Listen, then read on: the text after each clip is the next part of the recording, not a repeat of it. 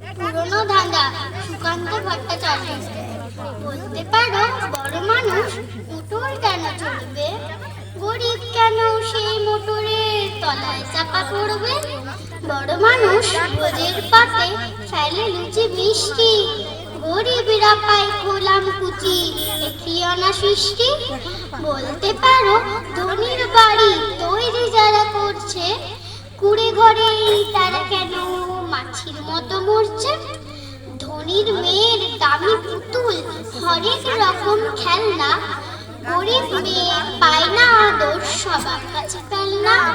বলতে পারো ধনীর মুখে যারা জোগায় খাদ্য, ধনীর পায়ের তলায় কেন থাকতে তারা বাধ্য?